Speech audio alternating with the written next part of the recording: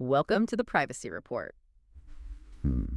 We often obsess over the latest gadget, right? The newest firewall, the most sophisticated detection tool. We really seem to believe that maximum security is just a matter of having the biggest defense stack. But what if the data we're seeing is telling us a completely different story? What if the single biggest vulnerability in modern security isn't a piece of software you forgot to install, but something far more human? That's the paradox, isn't it? That's what we're looking at today.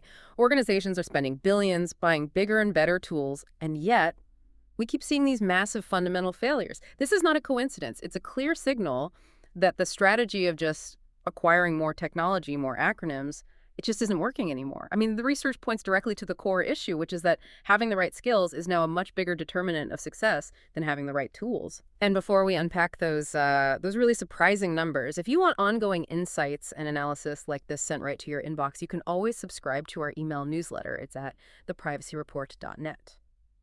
Okay, so let's dig into this misplaced focus. For years, the security conversation was pretty straightforward. It was, if you got hacked, you must not have had enough protection. The assumption was that breaches happened because a company was missing antivirus software or, a proper perimeter defense. But we're finding the exact opposite is true. It's such a crucial distinction. Cyber attacks, they rarely succeed because a tool is missing. They succeed because the security personnel, or sometimes even the general IT staff, they just don't have the right expertise at the right moment. They don't know how to configure or monitor or react with the tools they already own. So it's like having a really fancy piece of equipment, but no one knows how to turn it on properly. Exactly. Think of it this way. A high-end security system is like buying a Formula One race car. If the team doesn't have the specific training to handle that speed and that complexity, they're not going to win the race. They're going to crash. The tool just becomes expensive shelfware that gives a totally false sense of security. That analogy really resonates because the cost of that failure is, it's astronomical. The research we looked at shows a huge shift in what organizations are concerned about. It's not just about filling empty seats anymore. For years, the panic was a pure headcount issue, right? We just need more bodies. Yeah. Now, the top concern for cybersecurity leaders is the quality of those bodies. It's the skill shortage, the lack of competency. Exactly. We've moved from a simple staffing deficit to a deep competency crisis, and the failure rate proves it. The most staggering statistic, and this should be alarming to every business owner and security professional listening, is this. Nearly 9 in 10, 88% of cybersecurity professionals have experienced at least one significant incident that was directly caused by a skills shortage. 88%. Yeah. That's a critical mass of failure. Yeah. We're not just talking about minor configuration bugs that caused a slowdown. When you say significant incident, what are we actually talking about? Is it just phishing, or is this gap much, much deeper? Oh, it is far deeper. These are often the high-impact, headline-worthy incidents that stem from human error in really complex environments. We're talking about the failure to correctly set up multi-factor authentication policies on a core server, or leaving an entire cloud data bucket, an S3 bucket, for instance, completely exposed because the team responsible didn't have the specific expertise to audit the identity and access management, the IAM policies correctly. Right, the things that should be basic blocking and tackling. They should be. And these failures expose the organization's crown jewels. The tool itself, the cloud platform, is blameless. The human skill in managing it is the weak link. That really clarifies the urgency. If 88% have seen a major incident due to a skills gap, this suggests the vulnerability isn't, just a few weak links. So what does this gap look like across an entire organization? Is it a few missing experts, or is it a systemic lack of preparedness? It's systemic. The research confirms it's a lack of expertise right across the board. Get this, 95% of organizations report at least one skill gap. Wow. And here's the kicker. 59% say those gaps are critical or significant. This isn't just about needing another entry-level analyst. It's about lacking specialized knowledge in the domains that are evolving the fastest. Oh, okay, I have to challenge the premise here for just a second. If the problem is so obvious, why aren't companies just fixing it? Is this truly a skills shortage, or is it a talent retention and budget problem that's just masquerading as a skills gap? Are companies just being too cheap to hire and train the best people? That's a very relevant question, and the study actually addresses it by comparing what leaders are worried about. And while, budget cuts and layoffs, they haven't disappeared as concerns, they have taken a back seat. Leaders are more worried about competency than they are about cash. Now, organizations do still struggle to staff adequately. About a third, 33%, cite staffing levels as an issue, and 29% say they can't afford the required skills. So money is still a factor. Oh, absolutely. Money is a constraint, but expertise is the larger crisis that leads directly to these incidents. It's a realization that hiring, say, 10 moderately skilled people doesn't equal the resilience you get from 3 highly trained specialists. And if we connect this to the bigger picture, this skills gap has to be particularly tough for smaller teams, right? For creators, for entrepreneurs, they often have to look after security, data handling, and policies all by themselves. They're wearing multiple hats without the resources to hire a full-time, specialized security officer. Exactly. Yeah. I mean, trying to navigate modern regulatory demands like GDPR compliance, which is not just a cookie banner, it's complex data inventory and ongoing risk management. Or trying to set up secure cloud architecture for a small operation without the right expertise is extremely risky. Yeah. For listeners who run small businesses or manage high-value newsletters or maintain sophisticated websites, managing these technical demands can be paralyzing. You know you need security, but you don't know where to start. You don't know which tools are even necessary. Precisely. We recognize that, and for those listeners, we do offer small business creator consulting. We provide that privacy-forward guidance without all the corporate complexity. We can help with practical tool selection, lightweight workflows, and simple maintainable policies.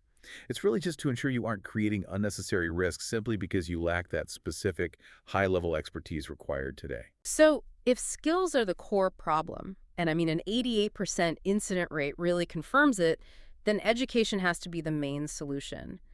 But how exactly does continuous learning change real-world outcomes, beyond just teaching people not to click on a known bad link? Education is the most effective deterrent because it fundamentally changes the outcome at the human decision point. And as we've established, that's where most breaches begin.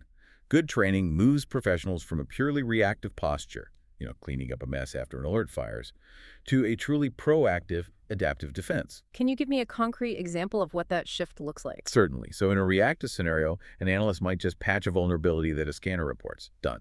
In a proactive scenario, a properly trained professional is applying threat modeling before deployment. They realize that a new microservice in the cloud introduces a potential vulnerability in the identity management system. They recognize that misconfiguration is the greatest risk in these complex environments, like cloud infrastructure, and their training empowers them to audit those specific access policies preemptively. So they don't wait for the incident. They prevent the vulnerability from ever existing in the first place. And that proactive capability is what reduces those specific high-risk failures we talked about before, like misconfigurations in cloud access and identity management. It's not some secret attack. It's a known configuration error that training is supposed to eliminate. Absolutely. And while those high-level technical skills are crucial, we can't forget the basics.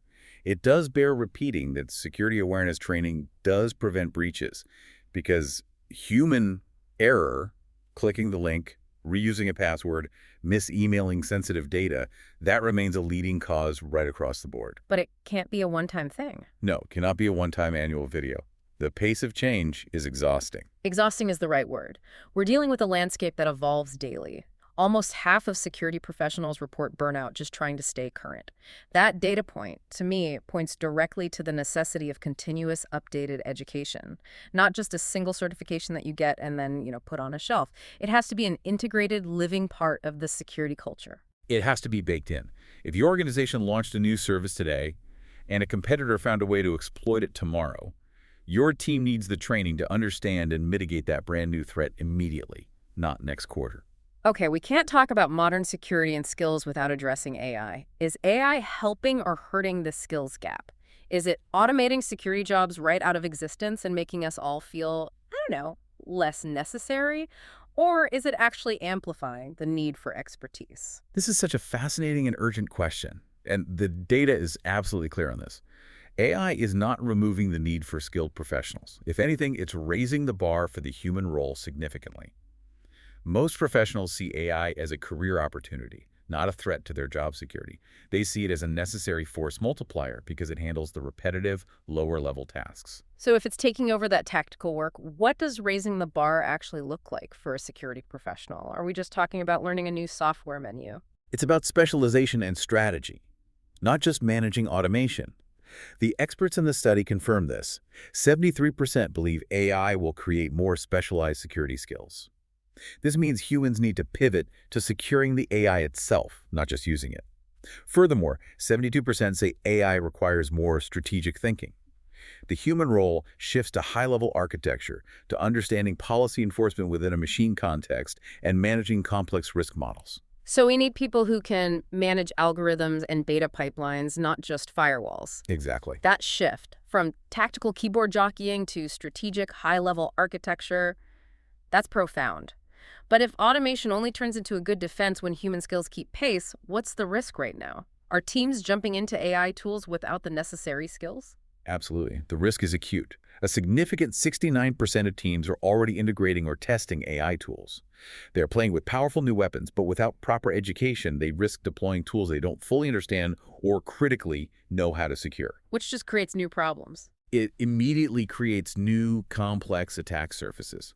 If you don't know how to defend against prompt injection, or if you accidentally leak proprietary training data through a poor policy, that amazing AI tool becomes a massive liability. And that makes perfect sense why AI security is now cited as a top needed skill by, what, 41% of the workforce? It's no longer this exotic specialization. It's a required defense layer because the sophistication of the tools has outpaced our general competence in using and securing them. That's the central tension of modern security. The technology is getting smarter faster than the average user is getting trained. So pulling all this together, what does this mean for you, the listener, who's trying to improve your own defenses, whether they're personal or professional? What should we be prioritizing in our own learning and defense strategies? I know the first step is to recognize where the biggest modern risks actually are. For organizations, that means focusing training on those fast-moving, high-risk areas we discussed: AI security, cloud security, and incident response preparedness. You have to audit your current skills and commit to continuous education rather than simply rushing to buy the next new tool hoping it solves your problems automatically. That idea of auditing skills and knowing what to prioritize can feel incredibly overwhelming for individuals, though. If you're a professional outside of security or just someone managing your family's digital life, you might be wondering, do I need cloud security training? Is my current home network setup solid? Am I using the right privacy browser or account settings? It's so easy to feel lost in a sea of technical requirements and just end up guessing. If you want hands-on help navigating your personal privacy setup and avoiding that paralyzing guesswork, you can request Privacy Checkup. It's a personalized assessment that reviews your accounts, devices, browsers, and network, and provides a clear, prioritized action plan with tool recommendations that are tailored just for you. It really helps you focus your efforts where they matter most. And that's really the ultimate takeaway here. Cybersecurity today is less about buying the next great gadget and more about investing in the human shield, the knowledge, the training, and the strategic thinking of the people involved. We need to shift our organizational thinking from just worrying about staffing numbers to obsessing over skill shortages, because that is demonstrably where the security incidents are coming from. Thank you for tuning in to the Privacy Report. We hope this helped you understand why education is truly the most critical defense layer in the modern digital world. If you found value in this discussion, please take a moment to like and subscribe wherever you listen. Disclaimer: this episode was made with the assistance of AI.